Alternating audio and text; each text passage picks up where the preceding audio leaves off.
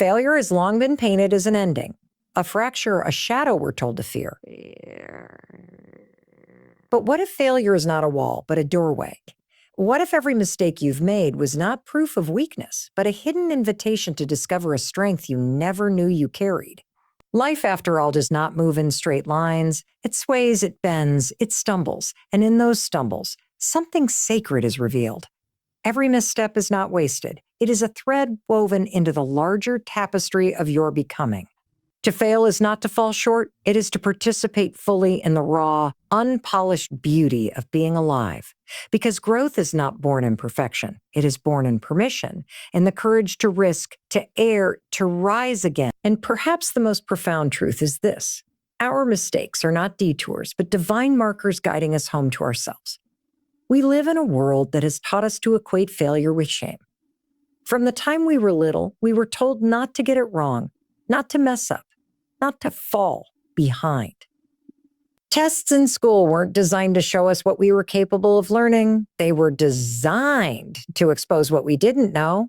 And slowly, without even realizing it, we started to fear failure, not as a natural part of growth, but as proof that maybe we weren't enough.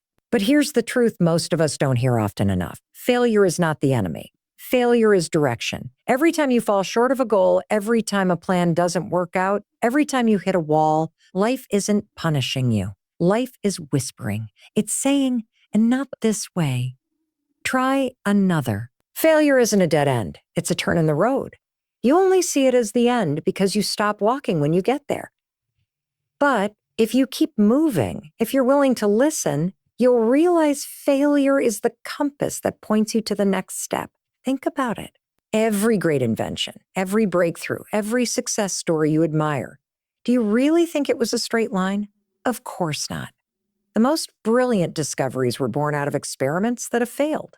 The careers you admire most, they were shaped in the fires of rejection. The people you look at and say, they made it, they are standing on a mountain built of mistakes. But here's the difference. They listened to failure instead of running from it. The problem is, most of us don't slow down enough to hear what failure is actually telling us. We get caught in the sting of disappointment, the embarrassment, the judgment. We let the fear of what people might think drown out the voice of wisdom embedded in the experience. Failure has never been about proving your inadequacy. It has always been about showing you what's next. Let me give you an example. Imagine walking through a forest. You're following a trail, but suddenly it ends. You could panic and think, this is it. I'm lost. I've failed. But what if the trail ending wasn't the end of the journey at all? What if it was simply nature's way of saying, a time to carve a new path? That's what failure is. It's the point where the old way no longer works and a new way is waiting to be discovered. And I want you to hear this. Sometimes failure is life's protection. That relationship falling apart, that job you didn't get, that dream that crumbled, what if those weren't punishments, but redirections? What if failure was saving you from something you couldn't yet see? We call it rejection, but often it's redirection. Failure is not life closing a door on you. It's life pointing you toward the right one. But here's the challenge. You can't receive failure's wisdom if you're too busy hiding from it. If you treat every misstep as a verdict on your worth, you'll never uncover the guidance it's trying to give you.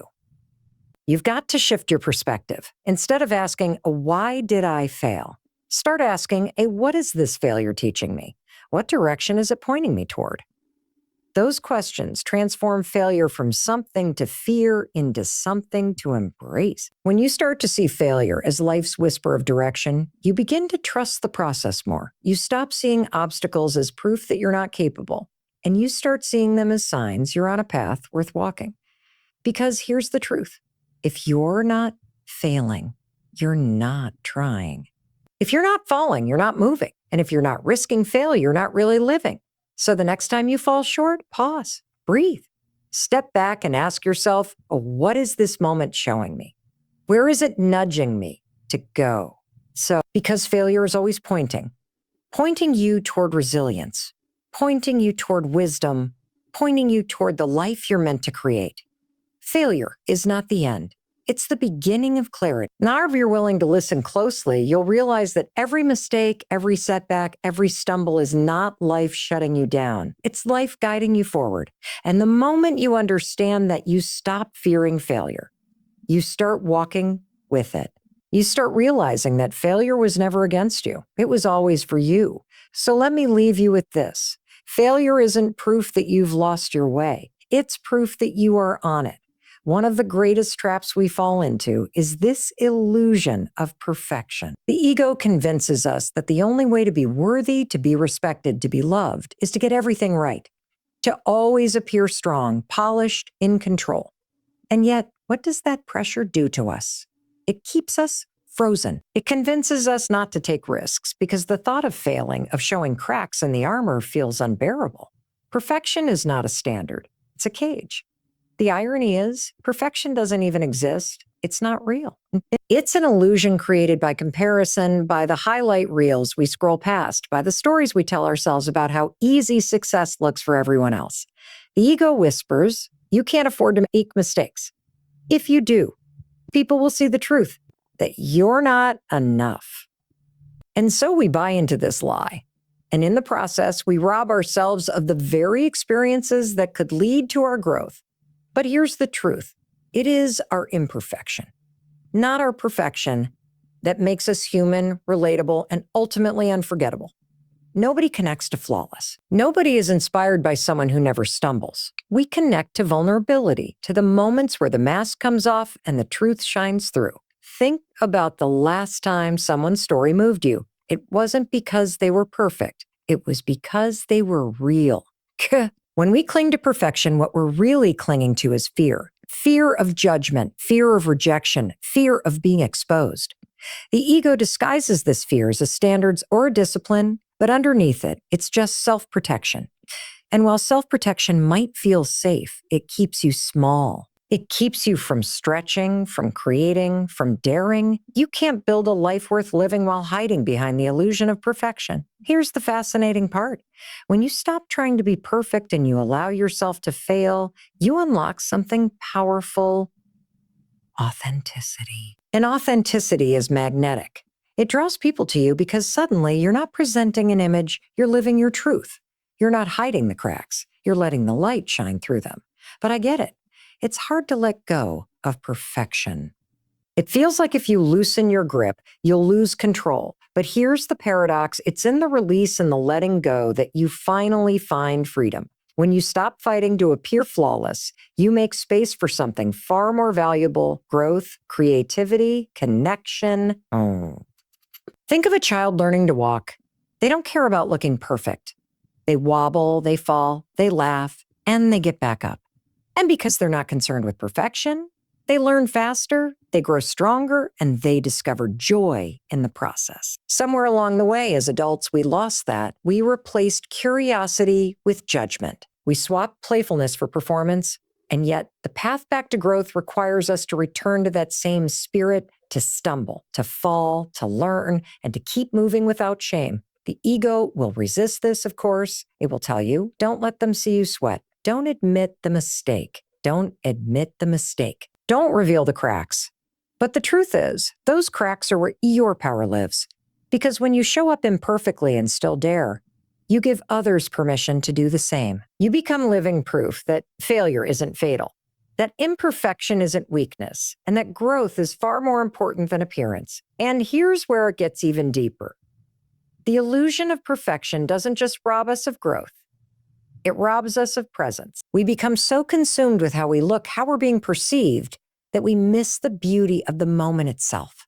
We're not really living, we're performing. And that performance is exhausting. The constant striving, the endless polishing, the desperate attempt to be flawless, it drains us. But when you release it, when you allow yourself to be messy, to be real, you suddenly find life again. So how do we break free from this illusion? By daring to fail in the open, by saying, yes, I messed up and I'm still here. Yes, I fell short and I'm still learning. Yes, I'm imperfect. And that is exactly what makes me powerful. It's not about lowering your standards, it's about shifting them. Instead of striving to be perfect, strive to be present. Instead of chasing flawlessness, chase growth. Instead of polishing an image, live a life that is raw, real, and true. Because here's the paradox. The moment you stop trying to be perfect is the moment you actually become powerful. You stop living for approval and start living with purpose. You stop obsessing over image and start creating impact. And in the end, no one will remember you for being flawless. They will remember you for being real. So let me leave you with this. Perfection is the illusion, but presence is the truth. And the moment you trade the illusion for the truth, your life begins to expand in ways you never thought possible. Or CCC, resilience. We throw that word around a lot, but what does it really mean? At its core, resilience isn't about being unshakable or pretending things don't hurt. It's not about wearing armor so thick that nothing touches you. Real resilience is about the ability to bend without breaking. It's about falling, sometimes face first, and still finding the strength to stand again. It's about knowing that failure is not the end of your story. It's simply a plot twist that deepens it. And here's the key. Resilience is not something you're born with in full supply. It's not a gift handed out to the lucky few. It's a muscle. And like any muscle, it only grows when it's tested, stretched, and even torn down a little. Failure is the weight that builds that muscle. Without it, resilience can't grow. Think about how muscles work. If you never challenge them, if you never pick up something heavy, they remain weak, they atrophy. But when you push them, when you stress them, tiny tears form in the fibers. That doesn't mean the muscle is broken. It means it's being rebuilt stronger than before. Failure works the same way. Every stumble, every setback, every misstep tears down a little bit of our comfort. But when we choose to stand back up, to keep moving, we rebuild. And that rebuilding is resilience. Now, here's what most people get wrong. They think resilience means bouncing back quickly, smiling through the pain, or brushing it off like it doesn't matter. But true resilience isn't about speed, and it isn't about denial. It's about depth. It's about letting the pain of failure shape you without letting it define you. It's about staying long enough with the discomfort to learn what it has to teach. And then, instead of running from the lesson, you carry it with you into the next chapter. When you allow yourself to fail, you also allow yourself to build endurance. Each time you recover from a setback, you remind yourself, I can survive this. I can get through this. I'm stronger than I thought. That voice, that inner knowing becomes louder with every failure you face. Until one day, it's not fear that guides you. It's confidence. Not the fake kind of confidence that comes from appearing flawless, but the unshakable confidence that comes from knowing you've fallen before and you can rise again. And here's where resilience gets truly beautiful. It's not just about your own strength. It's about the ripple effect. When you show up after failing, when you stand tall despite the bruises, you give permission for others to do the same. You create a model of courage that whispers, it's okay to fall. And suddenly, your resilience doesn't just serve you. It becomes a light for someone else. But let's be honest. Building resilience isn't comfortable. It's not supposed to be. Growth never is. There will be moments when you'll want to quit, when the pain feels pointless, when the voice in your head says, see, you're not cut out for this. And in those moments, resilience is not about silencing the voice. It's about choosing to keep going anyway. It's about walking with the doubt, with the fear, with the scars, and deciding they don't get the final say.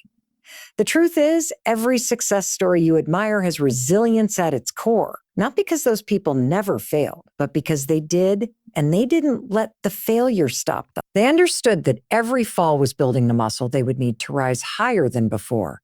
Failure wasn't a detour. It was the training ground. So ask yourself, what if the failures in your life are not proof of weakness, but proof of training? What if every time you fell, you were being prepared for something greater? What if resilience is not about being untouched, but about being remade into someone who cannot be undone?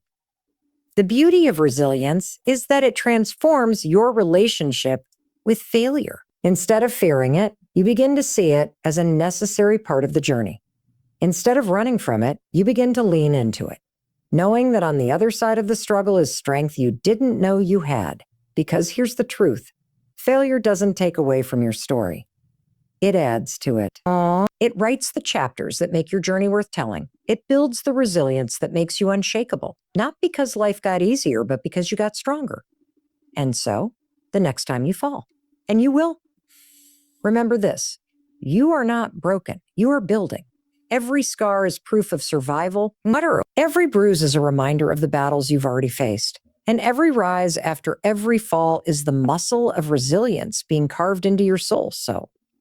So when life knocks you down, don't just see it as the end of something. See it as the weight that's making you stronger, the fire that's refining you, the storm that's shaping you. Failure is not the opposite of resilience. It's the raw material it's made from. And in the end, resilience isn't about never falling. It's about becoming someone who cannot be kept down. Failure has a way of bringing us to our knees, doesn't it? One moment you think you've got it all figured out. You're soaring, you're confident, and then life humbles you. The deal falls through. The relationship collapses. The dream you thought was certain crumbles overnight. In those moments, failure doesn't just sting, it strips you down. It removes the illusion of control, the arrogance we sometimes carry, the ego that tells us we're untouchable. And though it hurts, that stripping away is a gift, because failure teaches humility in a way that success never can. Success can inflate us. It can make us believe we did it all on our own, that we are invincible, that we are above the struggle. But failure reminds us of the truth. We are human. We are flawed. We are learning, and we need others. Humility doesn't mean weakness. It doesn't mean lowering yourself or shrinking back. True humility is strength. It's the recognition that you don't know it all, that you can't do it all, and that's okay. When failure shows up, it forces us to pause and see that the journey isn't about proving perfection. It's about growing in perspective. It's about admitting, I don't have all the answers, but I'm willing to learn. And here's the beautiful paradox. When we embrace humility through failure, we actually become more powerful because suddenly we're open. We're listening. We're curious instead of defensive. We begin to learn from others instead of pretending we know everything. Failure softens us, and in that softening, it makes us stronger. But humility is only half the lesson. The other gift failure gives us is compassion. Have you ever noticed how easy it is to judge others when you haven't walked through the fire yourself? From the outside, someone else's stumble might look like carelessness or weakness. But once you've been the one on the ground, once you've felt the weight of shame, the burn of regret, the ache of disappointment, you can never look at someone else's failure the same way again. Failure cracks you open in a way that makes you see people differently. You stop judging so quickly. You stop assuming you know their story. You start recognizing the courage it takes just to keep trying, just to keep standing, just to keep moving forward, when everything inside you wants to quit. That compassion doesn't just change the way you see others, it changes the way you see yourself. Too often, we are our own harshest critics. We beat ourselves up for falling short. We label ourselves as not good enough, not strong enough, not smart enough, not smart enough. But when you've lived through failure and chosen compassion, you begin to extend that kindness inward. You realize that falling doesn't make you broken. It makes you human. And when you treat yourself with compassion, you give yourself permission to grow instead of staying stuck in shame. This is the hidden brilliance of failure. It humbles us and it softens us. And in that humility and compassion, we begin to connect more deeply, not only with ourselves, but with everyone around us. Success might impress people, but failure connects us. We bond over our shared struggles, our scars, our humanity. When you tell someone about the time you messed up and survived, you don't push them away. You draw them closer. You give them the freedom to be real too. And isn't that what we crave at the deepest level? Not perfection, not an endless reel of highlights, but authenticity. Connection, to be seen and understood. Failure gives us the very thing that makes connection possible. Humility to admit we're not perfect, and compassion to accept that others aren't either. But let's be honest, it doesn't feel like a gift in the moment. In the moment, failure feels like devastation. It feels like loss. It feels like humiliation. Yet, when we look back, those are often the very moments that shaped us into someone wiser, kinder, more empathetic. The heartbreak that made us gentler. The mistake that made us more patient.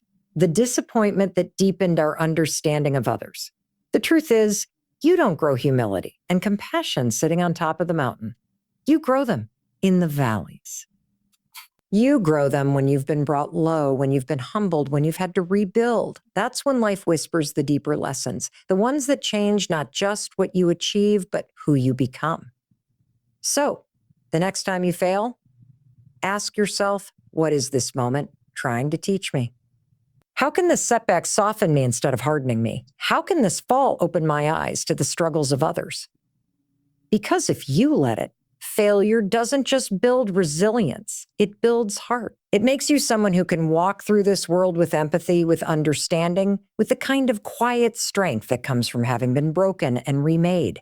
And that, right there, is the greatest gift failure can give.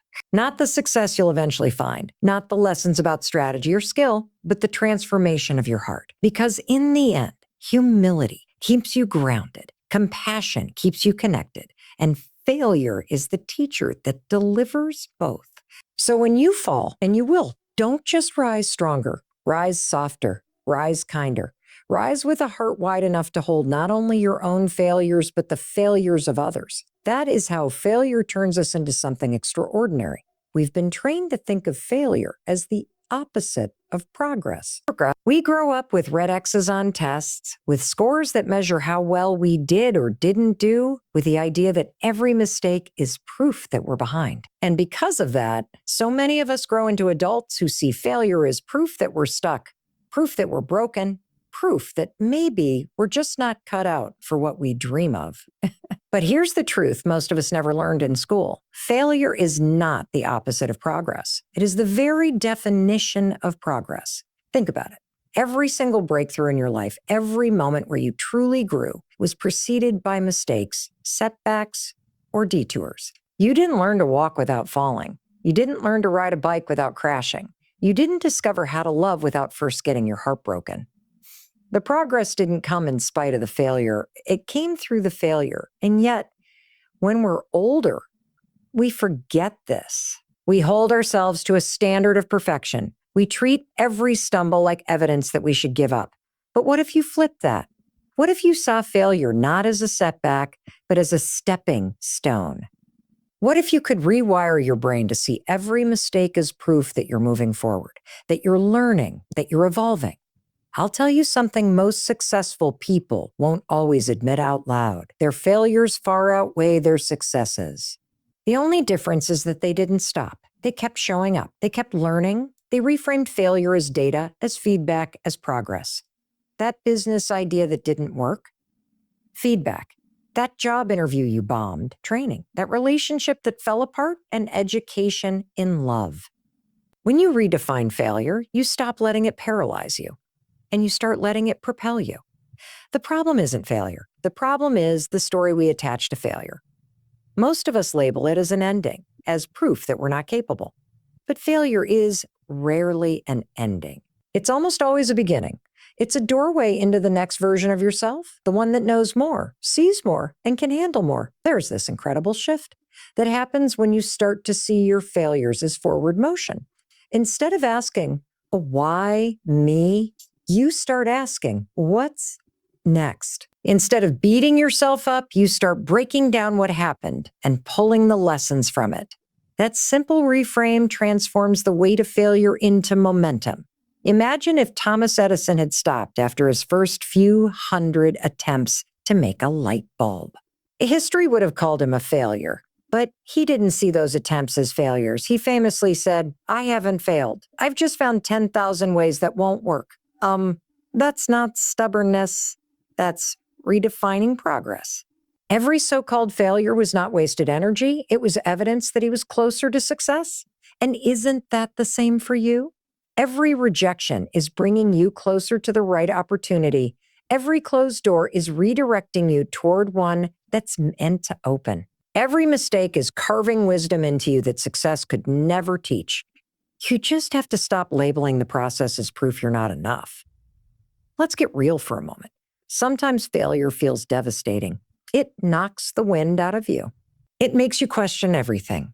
But here's where the shift matters most. In those moments, instead of asking, why did this happen to me? Try asking, how is this shaping me? Because I promise you it is.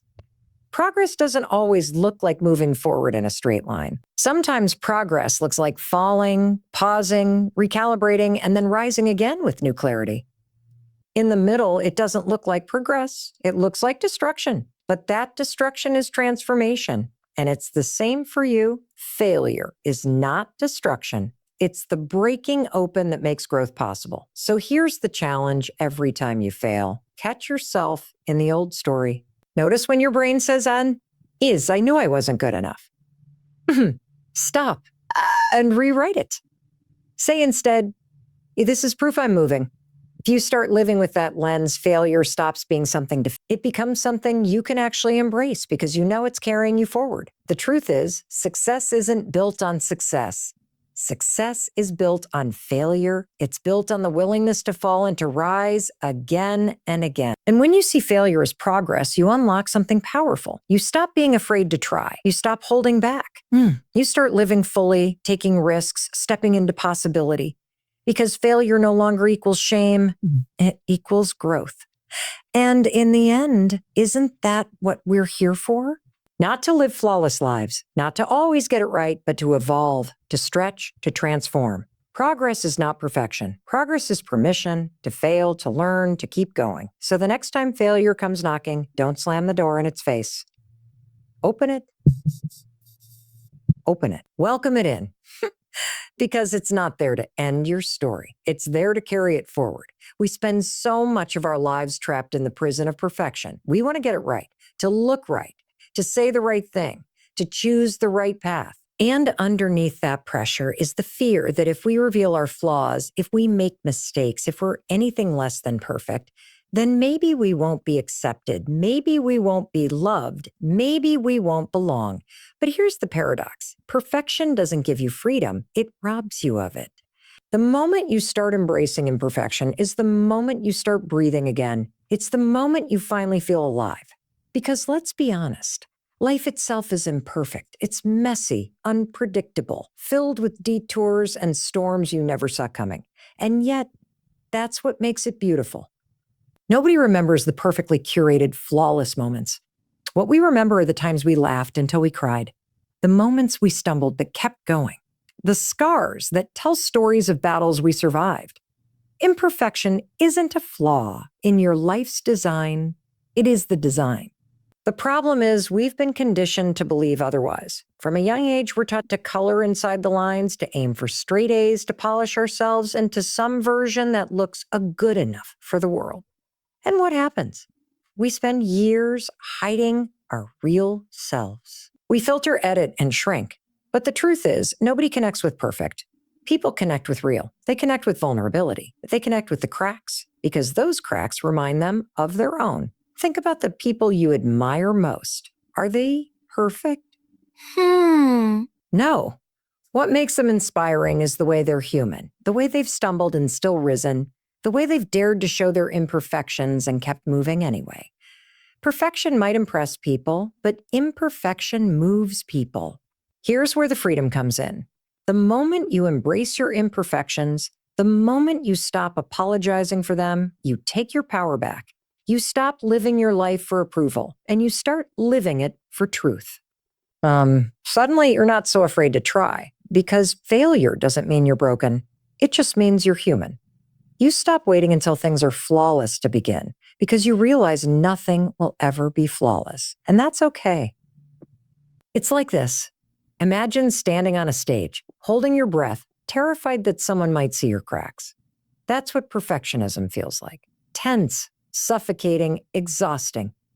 Now imagine stepping onto that same stage, exhaling and saying, "Here I am, messy and all. Take it or leave it."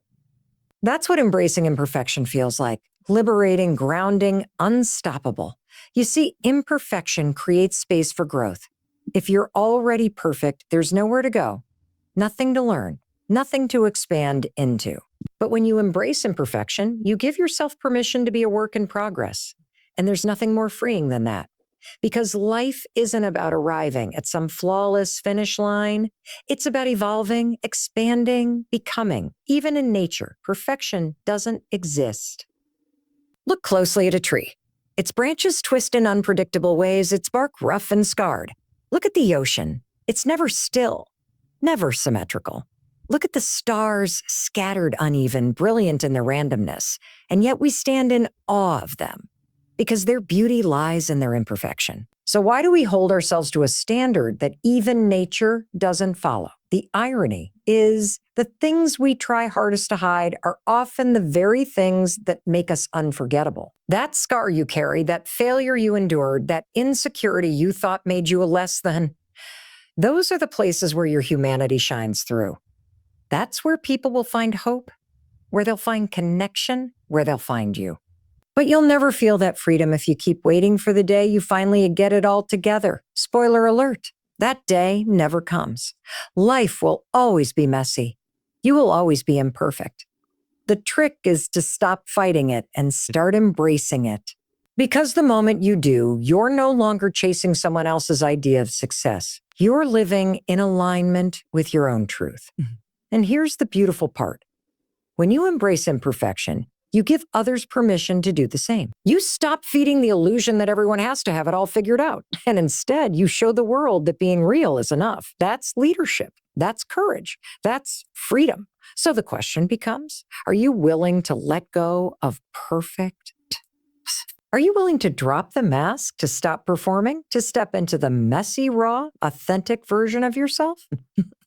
Because that's the version of you the world is waiting for. Not the polished, edited highlight reel, the real you. At the end of the day, imperfection is not something to fix. It's something to embrace, to celebrate, to live fully within. Because it's only when you stop chasing perfection that you discover the freedom to grow, to fail, to rise, to live. And maybe that's the final lesson hidden inside every mistake, every failure, every stumble. It's not about becoming perfect. It's about becoming free. So stop waiting. Stop hiding. The world doesn't need your perfection. The world needs your truth.